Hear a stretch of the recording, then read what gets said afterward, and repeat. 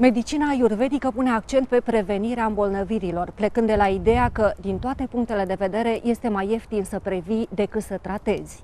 Un aspect important al prevenirii îmbolnăvirilor este acela privind refacerea rezervelor de energie ale corpului, pentru a putea lupta cu factorii agresori. Despre refacerea acestor rezerve de energie pe cale naturală ne vorbește astăzi dr. Carla Fabian, competențe apifitoterapie și ayurveda. Din punct de vedere ayurvedic, prevenția se realizează prin două metode principale, purificare și regenerare. Despre purificare am vorbit în alte ediții, am vorbit și despre regenerare, dar de data aceasta o să vreau să insist asupra unor aspecte. Regenerarea reprezintă acea operațiune sau acea procedură prin care noi refacem rezervele de energie ale corpului.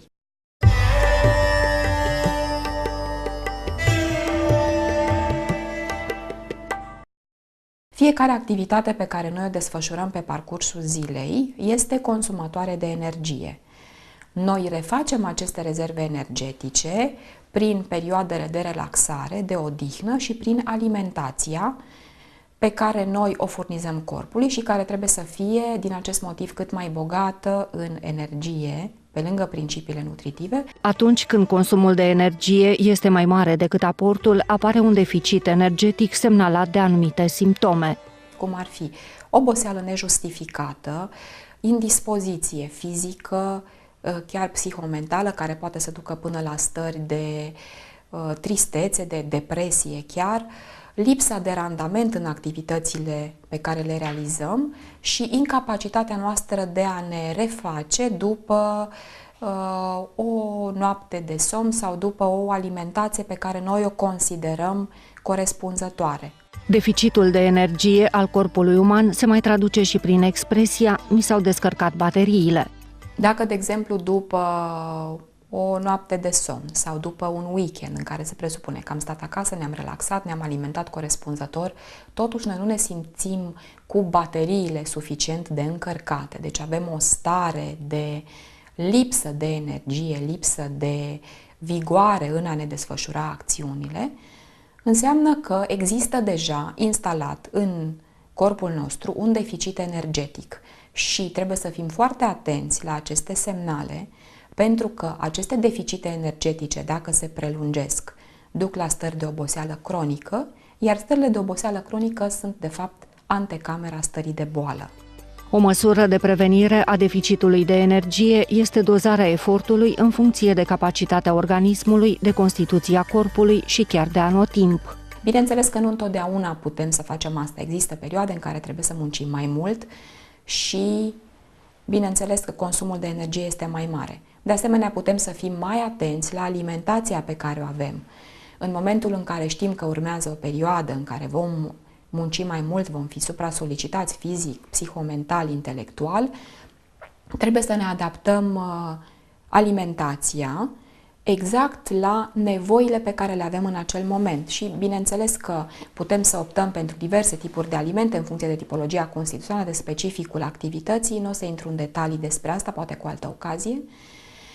Dar există și posibilitatea ca noi să suplinim aceste deficite de energie sau să preîntâmpinăm apariția lor cu ajutorul plantelor care au efect regenerant. Efectul regenerator și revitalizant al plantelor se poate manifesta atât asupra anumitor organe și sisteme, cât și asupra întregului corp. Această regenerare generală, să spunem așa, se realizează cu ajutorul mai multor plante. În fitoterapia indiană, celebră pentru acest efect este planta ashwagandha sau Witania somnifera. Ea este supranumită și ginsengul indian. Ashwagandha are aceleași efecte, poate chiar mai bune decât ginsengul, pentru că modalitatea în care ea acționează asupra corpului este puțin diferită și mult mai eficientă. Există studii comparative făcute între eficiența consumului de ashwagandha și eficiența consumului de ginseng. Această plantă indiană cu proprietăți deosebite are efect regenerator și revitalizant asupra întregului organism. care se manifestă prin creșterea capacității noastre de a munci, prin îmbunătățirea randamentului muncii noastre pe toate planurile, atât fizic, cât și mental, cât și emoțional, prin stabilizarea emoțiilor noastre, prin capacitatea noastră de a ne adapta la stres și supra-solicitare. De asemenea, întărește sistemul imunitar. Deci este una dintre plantele care ajută foarte mult la menținerea sistemului imunitar, la buna lui funcționare. De asemenea, această plantă are un efect reîntineritor. De fapt, toate plantele care ne ajută să ne refacem potențialul energetic sunt plante cu efect reîntineritor.